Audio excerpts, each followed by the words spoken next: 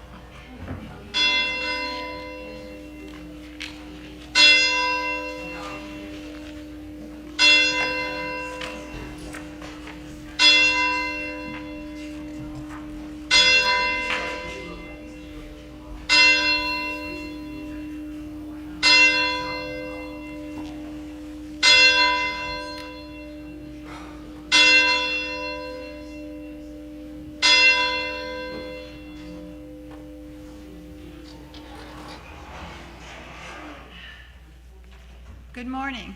Good morning. Welcome to the worship service of the First Unitarian Church of Hobart. My name is Barb Langle, and I participate in the life of the church by being on the board of trustees, among other things. We are a religious community of people with diverse beliefs and shared values.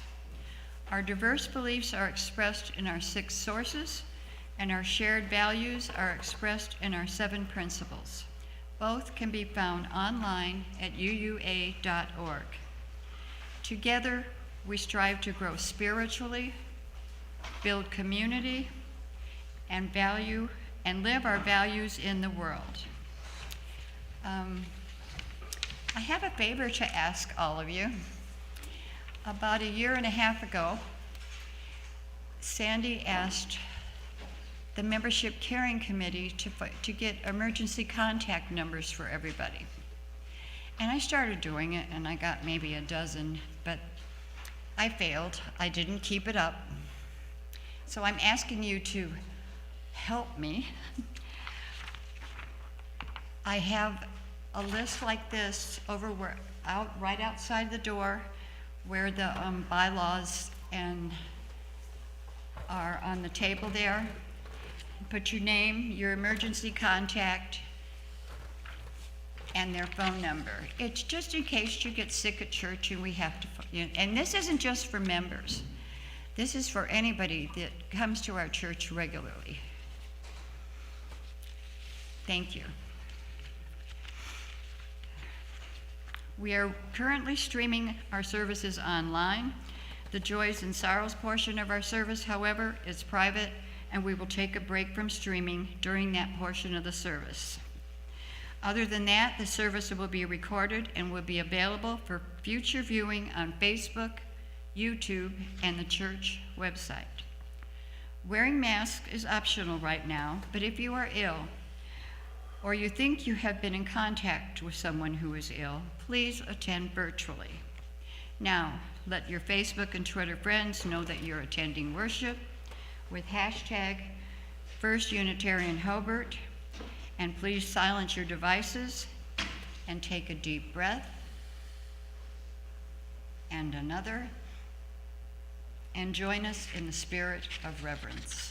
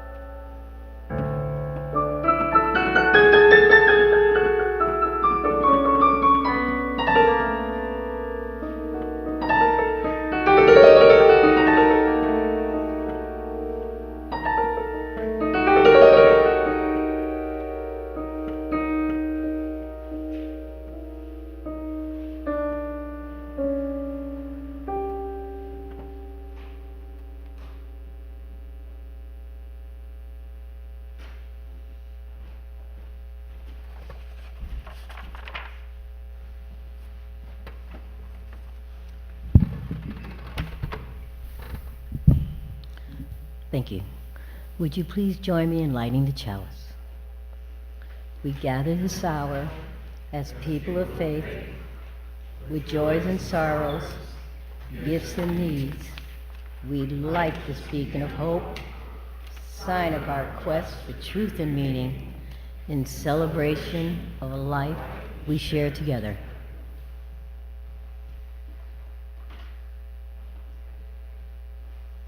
Our opening words this morning by May Sarton. Come out of the dark earth, here where the minerals glow in their stone cells, deeper than seed or birth. Come into the pure air, above all the heaviness of storm and cloud, to the light-possessed atmosphere. Come into, out of, under the earth, the wave, the air. Love, touch us everywhere with primeval candor. I invite you to open your gray hymnals to hymn 352, Find a Stillness. Rise in body or spirit and join in song.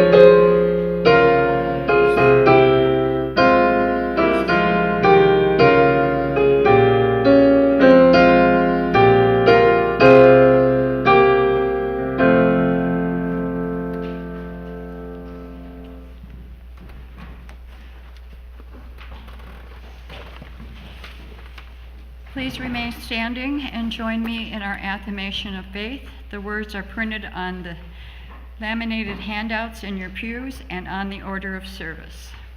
Love is the doctrine of this church. The quest for truth is a sacrament. Service is its prayer, and this is our covenant, to dwell together in peace, to seek the truth in love, and to help one another. We are striving to keep a sacred workspace, which is both spiritual and safe. However, we recognize that not everyone can attend in person. We extend a special welcome to everyone who is joining us virtually today, and thank you to our tech team for making the live streaming and recording possible. For those present in the sanctuary, please take a moment to greet your neighbor by waving your hands and letting the warmth of your smile fill the spaces between us.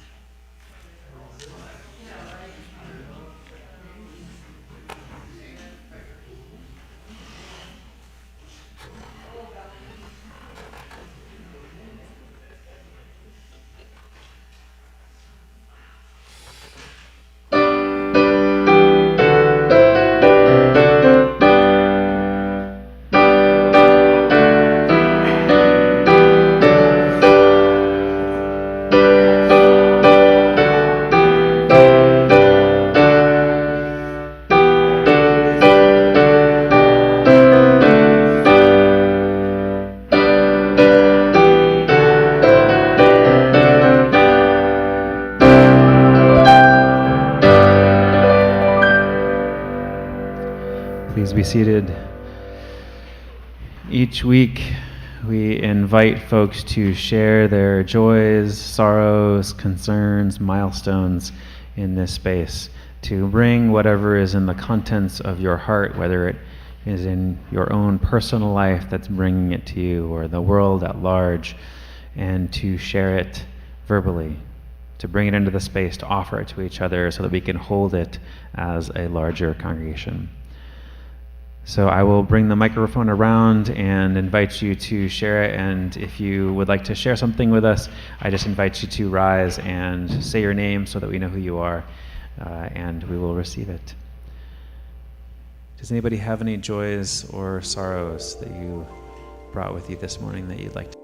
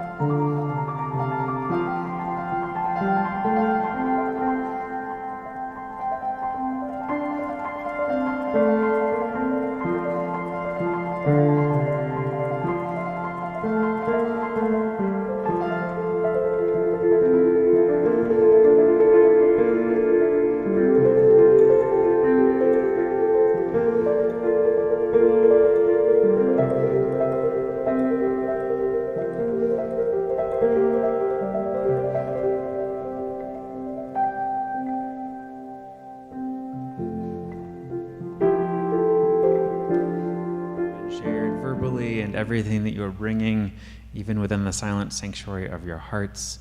May we continue to hold this space together and weave our community yet tighter.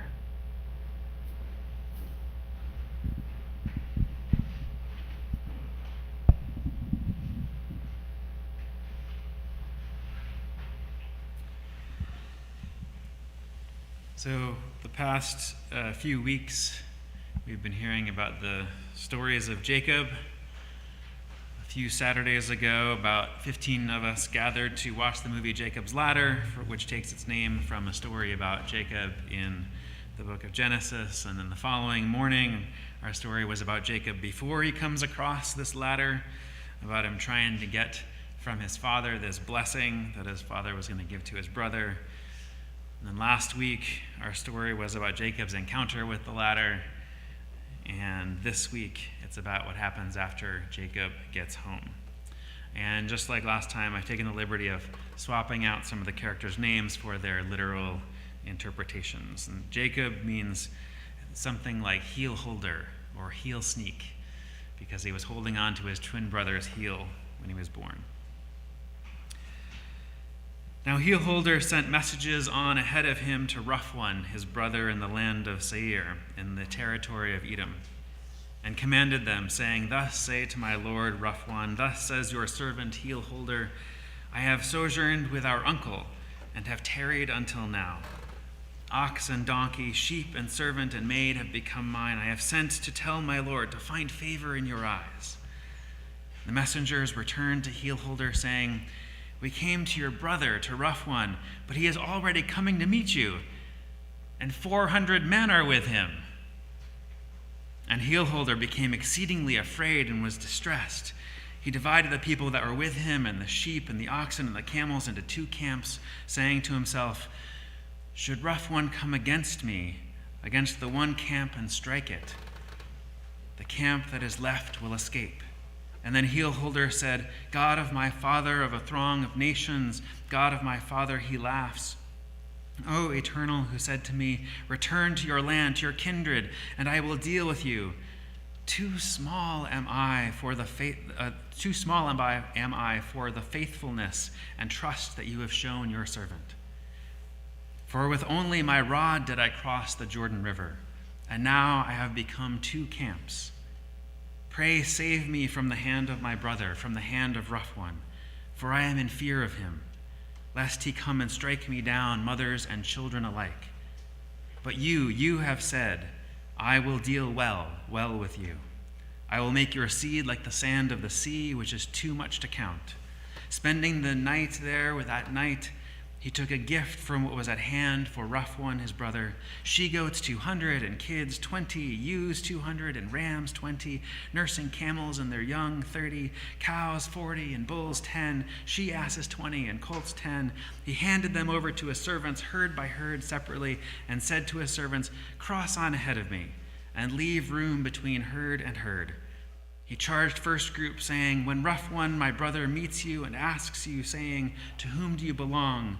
Where are you going? And to whom do these ahead of you belong? Then say, to your servant, to Heelholder, it is a gift sent to my Lord, to rough one, my brother. And here he himself is also behind us.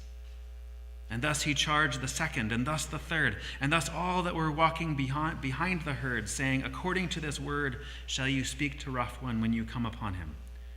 You shall say, also here your servant Heelholder is behind us. For he said to himself, I will wipe the anger from his face with the gift that goes ahead of my face. And afterward, when I see his face, perhaps he will lift up my face. And the gift crossed over ahead of his face, but he spent the night on that night in the camp. He arose during that night, took his 2 wives, his 2 maids, his 11 children, to cross the Yabbok crossing. He took them and brought them across the river. He brought across what belonged to him. And then that night, Heelholder was left alone. And now a man wrestled with him until the coming up of dawn. When he saw that he could not prevail against him, he touched the socket of his thigh. The socket of Heelholder's thigh had been dislocated as he wrestled with him. And then he said, let me go, for dawn has come up. But he said, I will not go unless you bless me. And he said to him, what is your name? And he said, Heelholder. And then he said, not as Heelholder shall your name be henceforth uttered, but rather as God-fighter. For you have fought with beings divine and human, and have prevailed. And then Heelholder asked and said, pray tell me your name. But he said, now why do you ask after my name?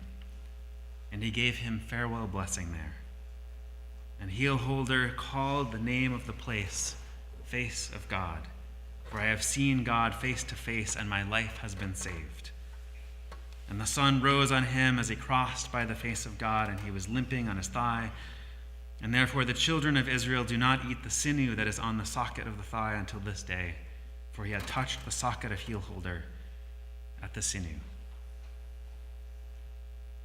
And then the last section, Heelholder in the daytime lifted up his eyes and saw, there was his brother rough one coming, and with him 400 men. He divided the children among Leah and Rachel and 2 maids. He put the maids and their children first, Leah and her children behind them, and Rachel and Joseph behind them. And while he himself advanced ahead of them, he bowed low to the ground 7 times, until he had come close to him. To his brother, rough one ran to meet him, and he embraced him. He flung himself upon his neck and kissed him, and they wept.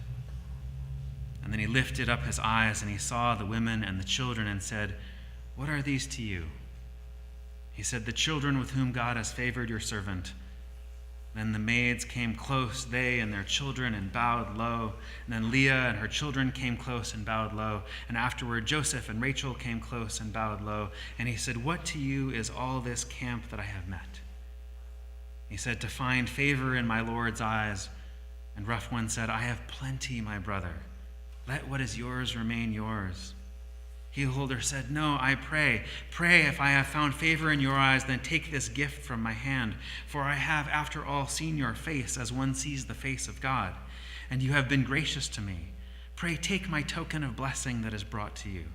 For God has shown me favor, for I have everything." And he pressed him, and so he took it. And then he said, "Let us travel on, and I will go on at your side."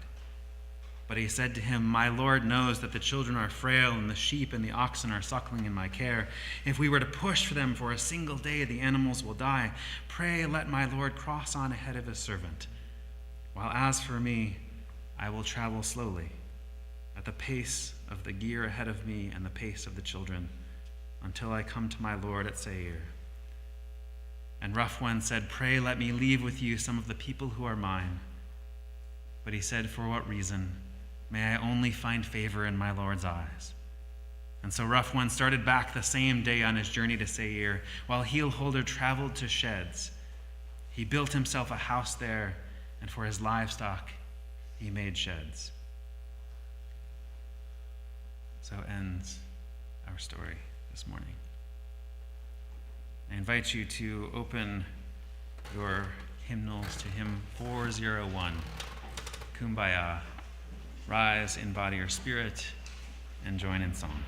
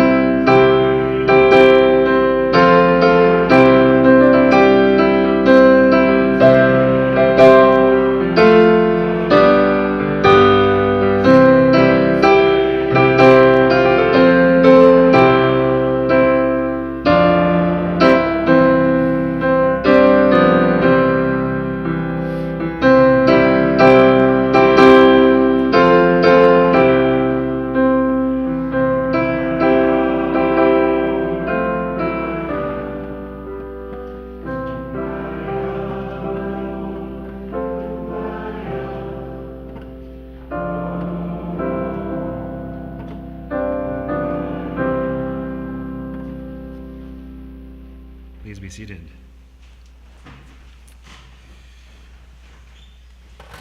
So this is the final week of our current series as we have less and less light this time of year. We get closer to the solstice, which is coming up quite soon. It is in many ways a time of year that is most resonant with Buddhism, with a grappling with suffering, with a practicing of stillness, particularly in the midst of the cultural trend toward busyness this time of year. There's particular medicine possible in us focusing on stillness, on taking each moment for what it is. As I've mentioned in the past, I used to be a door-to-door canvasser for various political causes. There were some really wonderful experiences doing that. There were some really difficult experiences doing that job. But the time that always sticks out in my head as being a little mix of both of those was this one time when it was one of the first, maybe even the first door that I knocked on one evening. So it was probably about 5 o'clock at night. And I knocked on this woman's door somewhere in Brooklyn, and she answered the door, kind of flustered, and I started talking about raising the minimum wage, and I've got a petition, and we're getting letters and contributions, and she was very, very aggravated with me and said some very not nice things and slammed the door in my face. And it's one thing if that happens, a couple hours into the night and you've had some good interactions with people, but when it's the first person that you talk to, it makes the rest of the night a bit more challenging. And so I found myself, as I was going on through the next house and the next house, feeling a little dispirited and a little down and like, is this really worth it? Should I really be taking all this time to talk to all these people? And maybe 20 minutes later, somebody came up to me on the street, and there's this woman that had said these not nice things to me and had shooed me away. And she was very apologetic. She said, "I'm so sorry that I treated you that way. I had a rough day, and I was feeling really rushed to get dinner ready. Here, take this bag of cookies that I just made. And I hope you'll take this with you." And so that helped reverse what she had said before, and I felt so grateful. And not only did it feel good to be able to make that connection, but it also meant that I got to have an experience of humanness with her in a way that I hadn't before. And so I was so grateful that she had done that. And from the distance of a few years, when I reflect back on that experience, I see some wisdom in her initial reaction to me. The way she had initially met me when I knocked on her door and she opened it up and I wasn't at all who she was expecting. Her frustration, her anger, her "why are you bothering me?" had an intelligence to it. Because I was doing that job. I picked being a door-to-door canvasser to make the world a better place. I wanted to get better policies in place. I wanted to get better people in office. I wanted to rally people to those causes, and it was tied into so much of what I believed in around organizing and making the world more like the possible utopia that it could be. But in the process of getting there, we can start to turn each other into hope fulfillment vehicles. When I knocked on her door and I asked her to take part in my campaign, there's a part of me that was, yes, doing it for the possible good that we could achieve in society. There's a part of me that really wanted to have that connection with her and feel like she would join up with the cause. But there was also a part of me that wanted to get that feather in my cap, that one more person that I got to win over.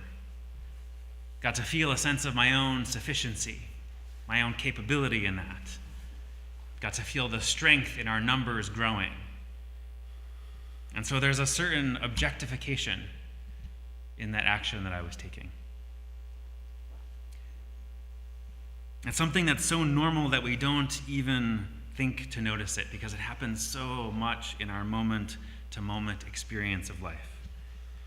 When we want our partner to do something so that we'll feel love and care, when we want our boss to do something so that our job will be easier or more sensible, We want government officials to do something that is in the best interest of everyone. Anytime we want something else in particular to happen other than what is already happening, in a way that brings up some kind of frustration or maybe internal growling, there's a sign that we might be looking at others as a vehicle for realizing our hopes, for having our own feelings of self reinforced. To what extent in those instances are we feeling attached to things turning out a certain way? Hence that Ram Dass line that I quoted recently, "The world is perfect as it is, including your desire to change it."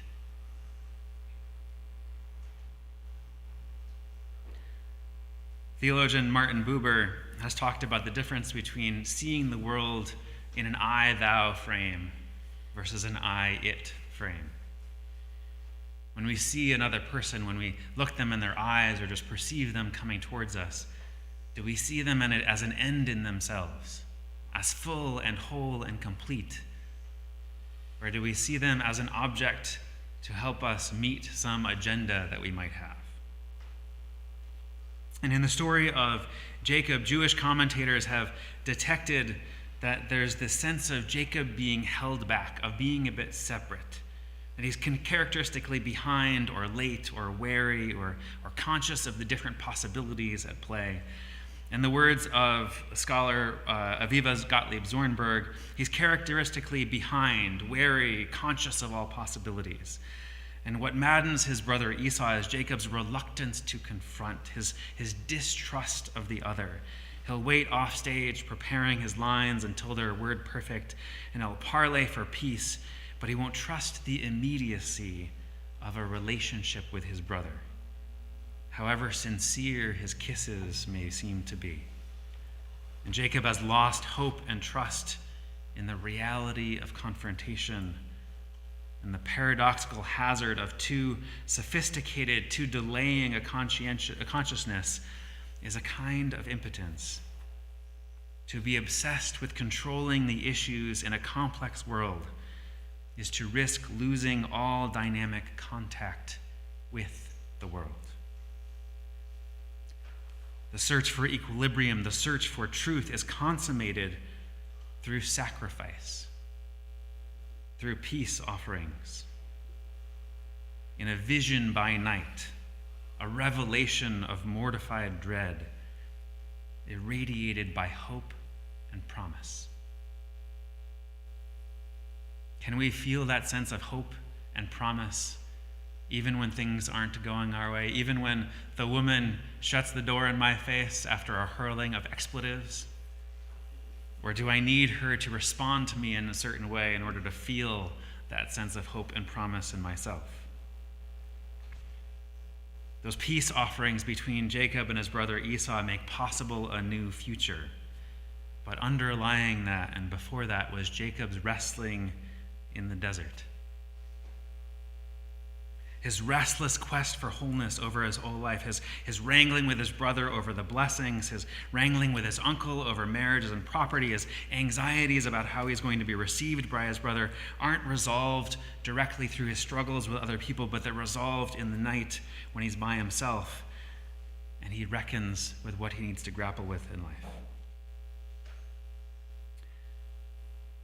Writer Tad Hargrave has written about how we humans can often treat other people as hope fulfillment vehicles. So that's where I'm taking that phrase from. And he writes, "If your habit is to look at others as your hope fulfillment vehicles, you'll make the world wrong for being the way it is and take the current state of reality as a personal affront to yourself and people like you.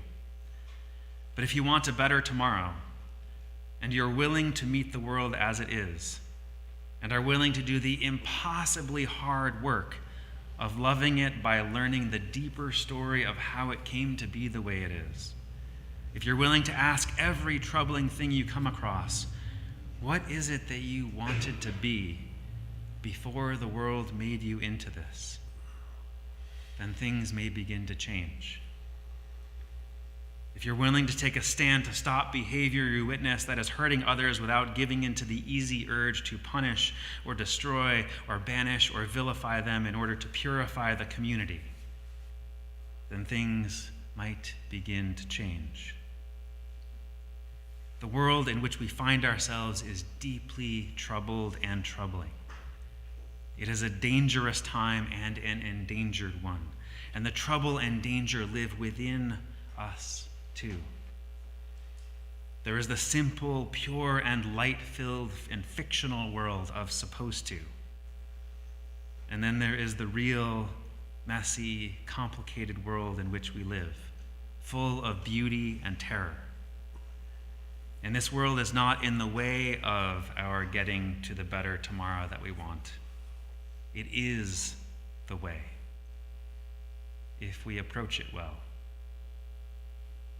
The world is waiting for our hopes to die and for our genuine, loving labor to begin.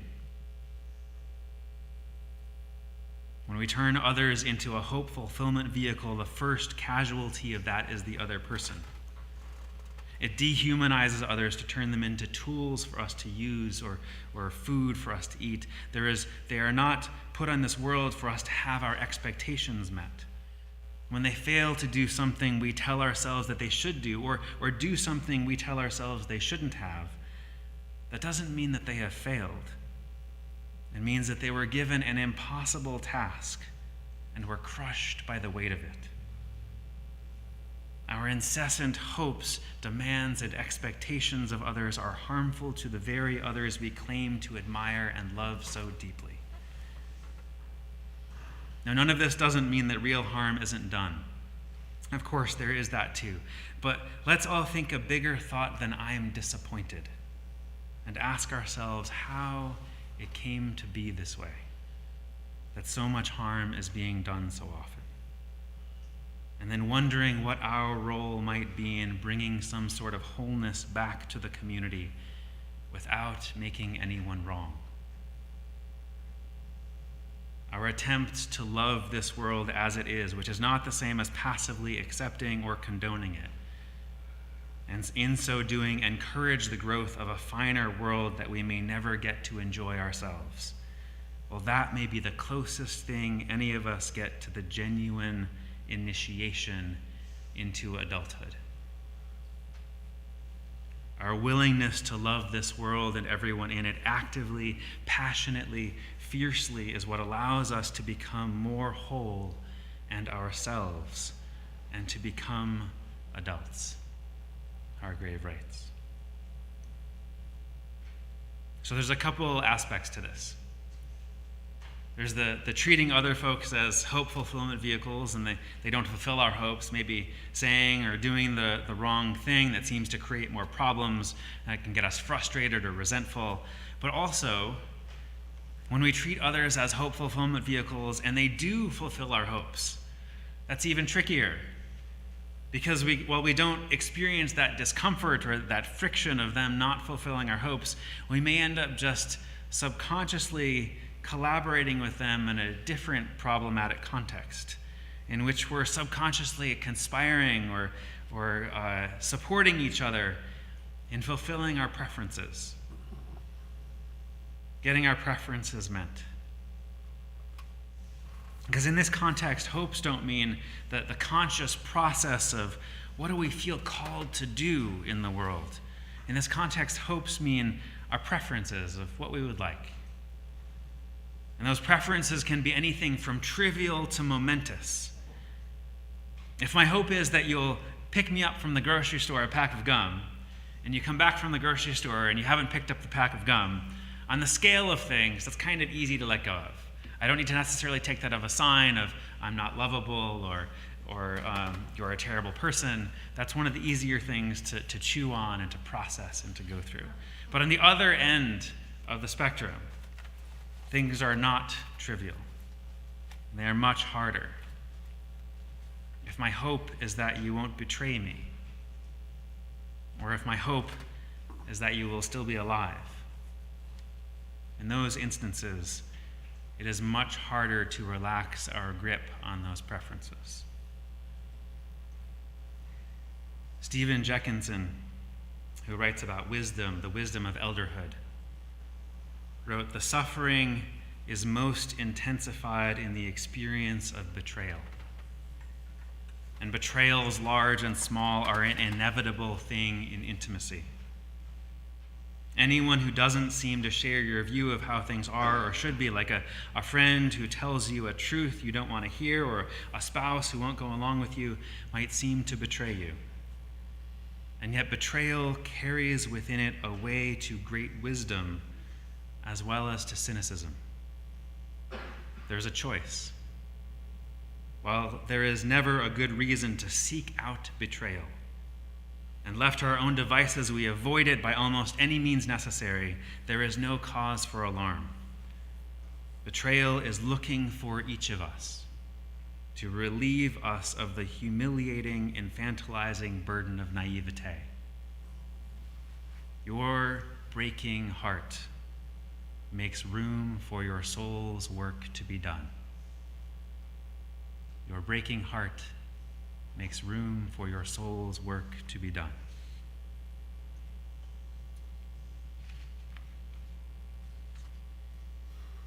We've been doing a little bit of exploring in Genesis these past few weeks. There's the 3 weeks we've been talking about Jacob. There was the week before that where he did a little stuff with some of his forebears. Later on in the book of Deuteronomy, Moses kind of gives his parting offering to the people. And in there, he says a few things, and there's a particular phrase in a usual translation of the Bible that goes, "choose life." And that "choose life" phrasing has been seized by some folks to use as a banner around abortion. What a particular issue to talk about what we might like to be the case and what is actually the case. Anybody who's had to struggle with the decision to end a pregnancy has wrestled with how to grapple with what is so. There's a reality to face, and what do I do with this reality? And there are some folks who might look at that circumstance and choose the pure path of, no, choose life in all circumstances. And there are those who might recognize the gray of those decisions and how everybody has to do that wrestling in the night to find what makes the most sense in the messy realities. So my invitation to you over this coming week is to take on a practice of choosing the messiness of life. Whatever it might bring to you, however pleasurable or unpleasurable that might be, to each morning set an intention to love the world as it is and everyone as they are, actively, passionately, and fiercely. And maybe that embrace of reality, maybe that welcoming, that initial intention of love might founder on some shores of what actually you face throughout the day. But my invitation to you over the course of the week is just to try it on and see what comes up inside of you. See what your reaction is when you try to welcome the world in such fullness. Even if you don't feel inclined, especially if you don't feel inclined to do that, it makes the experiment all the more worthwhile. May we together come into the pure air above all the heaviness of our attachment to our hopes, of how we wish things would play out, of our need for the goodness and beauty that we picture in our minds to be manifest right now in the world around us. May we find within ourselves a stillness, and may we hold it, and may it carry us, and may we find the true harmony with primeval candor of what is really so about the world as it is. May we be still enough within ourselves to hear the laughing and the singing and the weeping and the praying all around us. May we hush our inner yearnings enough to hear our truer calling, that our harmonizing with reality realizes the sort of resilient justice that can only arise from loving the world as it is and everyone as they are, actively, passionately, and fiercely. And may that ever be so.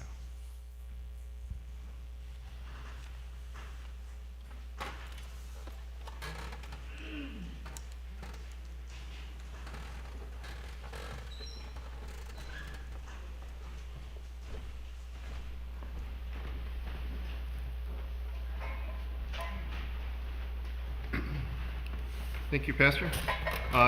Now is the time in our service for our offering. We give to remind ourselves of how many gifts we have to offer. We give to remember that we are part of something bigger than ourselves. We give because we believe in music and friendship. We give with the faith that together we have enough. The money in the baskets goes to sustaining the mission of our community. The money in the cups goes to our Faith in Action ministry and a different charity chosen by the ministry every month. This month, the money from the cups goes to the minister's discretionary fund that Pete spoke of last week, and that's summarized in our order of service. For those not with us here today, there's an online link on the screen for both one-time and regular donations. And one more volunteer, and we're set for the collection.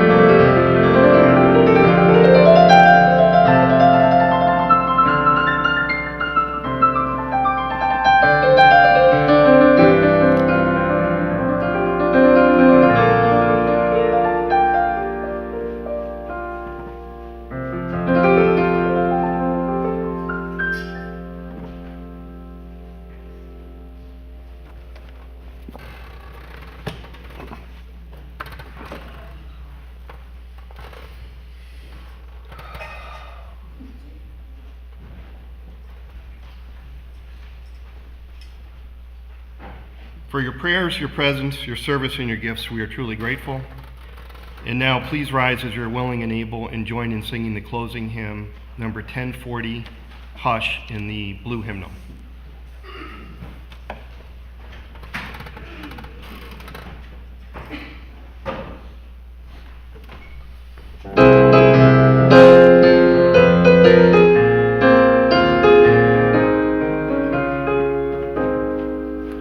Hush,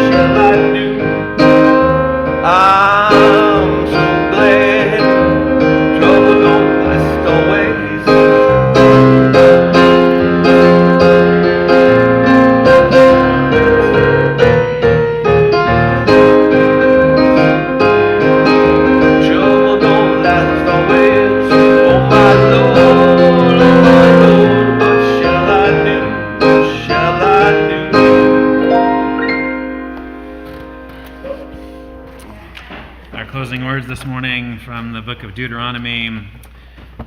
I call heaven and earth to witness today that I have set before you life and death, blessings and curses. Choose life.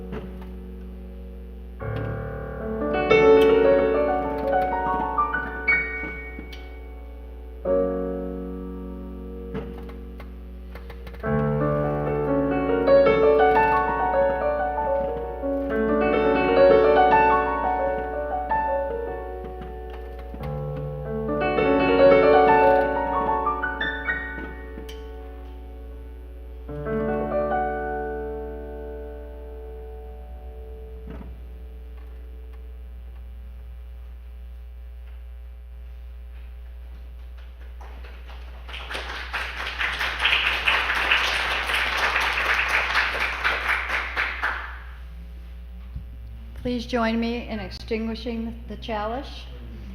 We extinguish this flame, but not the light of truth, the warmth of community, or the fire of commitment.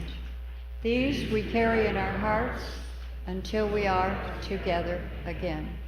And everybody please join us in the parish hall for snacks and talk.